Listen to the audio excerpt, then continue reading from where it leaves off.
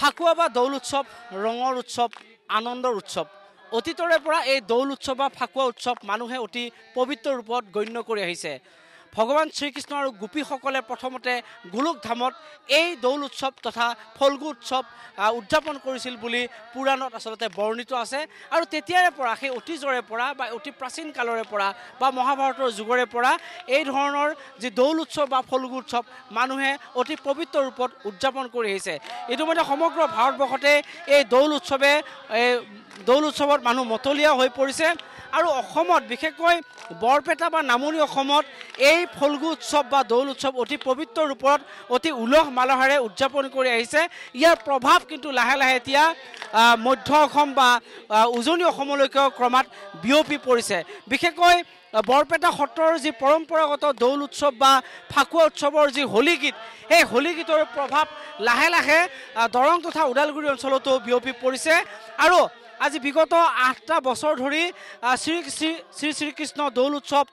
বৃহত্তৰ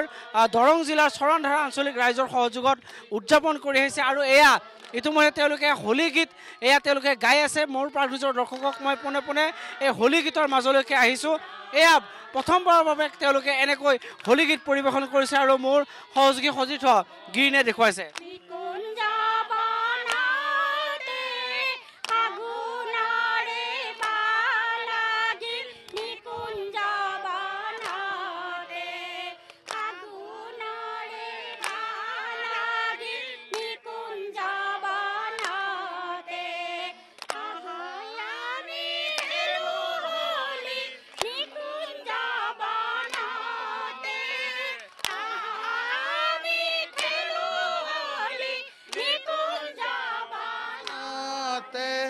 ফাগুনৰে পালাগিল নিকুঞ্জ বনতে ৰঙৰে জুই জ্বলিলা পলাশৰ ডালতে ফাগুনৰে পালাগিল নিকুঞ্জ বনতে ফাগুনৰে বালাগিল নিকুঞ্জ বনতে ফাগুনৰে পলাশৰ ডালতে ফাগুনৰে ৰং লাগিল নিকুঞ্জ বনতে আহা আমি খেলো হোলী নিকুঞ্জ বনতে আহা আমি খেলো হোলী কুঞ্জ বনতে ফাগুনৰে বা লাগিল নিকুঞ্জ বনতে ফাগুনৰে বা লাগিল নিকুঞ্জ বনতে ফাগুনৰে বা কেনেকুৱা প্ৰস্তুতি আপোনালোকে প্ৰতি বছৰে উদযাপন কৰি আহিছে এই হোলী উৎসৱ কেনেকুৱা প্ৰস্তুতি সুন্দৰ প্ৰস্তুতি যদিও কৰোণা অতিমাৰীৰ বাবে অলপ থমকি ৰ'ম বুলি ভাবিছিলোঁ কিন্তু চৰকাৰে এইটো উঠাই দিয়াৰ পিছত মানুহৰ মনত যথেষ্ট আনন্দ সুন্দৰ প্ৰস্তুতিৰে 3 দিনীয়া প্ৰস্তুতিৰে হ'ব আৰু ইয়াত বিশেষ আকৰ্ষণ আমি ফাকুৰ লগত হোলীৰ লগত সংগতি ৰাখি আমি ভাওনা প্ৰদৰ্শন কৰোঁ আমাৰ যোৰহাটৰ গায়ন বায়ন আহিছে ড্ৰেছ মেকআপ তাৰ পৰা আহিব আমাৰ ল'ৰাখিনি ভাওনা কৰিব গতিকে গুৰুজনাৰ সংস্কৃতিৰ ভাওনা সংস্কৃতিটো আমি ইয়াত জীয়াই ৰাখিছোঁ অকল ফাকু বুলিয়ে নহয় হোলী বুলিয়ে নহয় তাৰ লগত আমি ভাওনাখন আমি সহযোগিতা কেনেকুৱা মানুহৰ স্বতঃস্ফূৰ্ত সহযোগিতা দিনক দিনে ইয়াৰ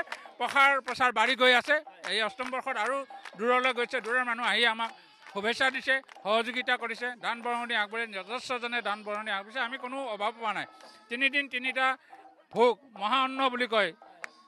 মহাঅন্ন দান কৰিছে স্বতঃস্ফূৰ্ত 30-40 হাজাৰ টকা খৰচ কৰি ইয়াত ভোজ খুৱাইছে যিমান মানুহ আহিব প্ৰত্যেককে খোৱা লোৱাৰ এই অঞ্চলত এটা আধ্যাত্মিক পৰিৱেশে এই মুহূৰ্তত বিৰাজ কৰিছে অৰ্থাৎ এক দ্বিতীয় বৈকুণ্ঠত পৰিণত হৈছে বুলি ক'ব লাগিব কাৰণ হোলী উৎসৱ বুলি কোৱাৰ লগে মানুহৰ মনত এক ৰঙৰ উৎসৱ এক আনন্দৰ উৎসৱ বুলি ক'ব লাগিব বাইদেউ কি ক'ব কেনেকুৱা প্ৰস্তুতি খুব সুন্দৰ আজি এই বছৰতে আমাৰ 8 বছৰ হ'ল অতি উৎসাহেৰে আমাৰ এই চৰণধাৰাবাসী ৰাইজে এই হোলী উৎসৱ পালন কৰাৰ লগতে অঞ্চলৰ বহুত মানুহে আমাক ইয়াত সহায় সহযোগিতা কৰে অৰ্থই দি দেহে কেহে গতিকে আমি বহুত অধীৰ অপেক্ষাৰে বাট চাই থাকোঁ হোলীলৈকে আৰু এইবাৰো বহুত ভাল প্ৰস্তুতি কোভিডৰ কাৰণে যদিও ৰৈছিল পুনৰ হোৱাত মানুহ বহুত দুগুণ উৎসাহেৰে আমাৰ এই হোলী বুলি কোৱাৰ লগে লগে মনত এটা সুন্দৰ পৰিৱেশ এটা সুন্দৰ আনন্দ সুন্দৰ হোলী বুলি কোৱাৰ লগে লগে আমাৰ চৰণধাৰাবাসী ৰাইজৰ ঘৰত কাম কাজ নাথাকে কেৱল আমি এই উৎসৱ আজি 3 দিন ধৰি 3-4 দিন বহুত দিন আগৰ পৰা আমাৰ প্ৰস্তুতি আজি 3 দিন এই 3 দিন কিন্তু আমাৰ ঘৰত ভাত নাই দুপৰীয়া ইয়াতে খাম আকৌ ৰাতি প্ৰগ্ৰাম কৰিম ৰাতিপুৱা ঘৰলৈ গৈ গাটো ধুম সুন্দৰ এটা আধ্যাত্মিক পৰিৱেশে বিৰাজ কৰিছে সুন্দৰ পৰিৱেশ চাৰিওফালে তাল নেগাৰা নাম প্ৰসংগ আকৌ মানে সুন্দৰ পৰিৱেশ আৰু ক'বলৈ নিশ্চিতভাৱে আৰু উদ্যোক্তা আছে মই তেওঁলোকৰ পৰা জানিবৰ কাৰণে চেষ্টা কৰিম কি ক'ব এটা সুন্দৰ পৰিৱেশ এই মুহূৰ্তত বিৰাজ কৰিছে বহুত ভাল লাগিছে আমি এইবাৰ অষ্টম বৰ্ষৰ বাবে শ্ৰী শ্ৰীকৃষ্ণ দৌল উৎসৱ উদযাপন কৰিছোঁ প্ৰতি বছৰৰ দৰে এইবাৰো আমাৰ বিস্তৃত কাৰ্যসূচী আছে আমাৰ দিহানাম প্ৰতিযোগিতা আপোনাৰ চলি আছে তাৰপাছতে নৃত্য প্ৰতিযোগিতা আছে কালচাৰেল নাইট আছে আৰু এইবাৰ আমি অতি আনন্দৰ বিষয় আমাৰ দৰঙৰ যি আমাৰ SP মহোদয় সুশান্ত বিশ্ব শৰ্মাদেৱে এইবাৰ যি ভাওনা ভাগি উদ্বোধন কৰিব আমি নথৈ আনন্দিত হৈছোঁ লগতে আমাৰ বিশিষ্ট আমাৰ ৰাজনীতিবিদ লগতে আমাৰ প্ৰাক্তন কেন্দ্ৰীয় মন্ত্ৰী ৰাজেন গোহাঁইদেৱেও আমাৰ এই অনুষ্ঠানত অংশগ্ৰহণ কৰাৰ কথা তেখেতে জনাইছে আমি অত্যন্তই আনন্দিত হৈছোঁ আৰু বহুত ভাল লাগিছে আমাৰ গোটেই অঞ্চলটো ভক্তিৰ ৰসৰে নিমজ্জিত হৈ আছে আৰু আমি হোলীৰ ৰঙত ৰঙীন হৈ আছোঁ আমি ভক্তিৰ ৰসৰে সকলো নিমজ্জিত হৈ পৰিছে সকলোৱে হোলীৰ ৰঙত ইতিমধ্যে নিমজ্জিত হৈ পৰিছে বুলি ক'ব লাগিব সঁচাকৈ হোলী উৎসৱ বুলি কোৱাৰ লগে লগে মানুহৰ মনত আনন্দ উৎসৱে নধৰা হৈ পৰে কাৰণ এই অতীজৰে পৰা এই পৰম্পৰাগতভাৱে ভগৱান শ্ৰীকৃষ্ণৰ যি পৰম্পৰাৰে এই হোলী উৎসৱ আচলতে বা দৌল উৎসৱ উদযাপন হৈছে আৰু তাৰে অনুৰূপভাৱে এনেকৈ এই দৰং জিলাৰ এই চৰণধৰা গাঁৱতো বিগত 8 বছৰ ধৰি এই হোলী উৎসৱ উদযাপন হৈ আহিছে এইবেলো তেওঁলোকে অষ্টম বৰ্ষত ভৰি দিছে আৰু নিশ্চিতভাৱে তিনিদিনীয়া এক বৰ্ণিল কাৰ্যক্ৰমণিকে এই কাৰ্যসূচী তেওঁলোকে ৰূপায়ণ কৰিছে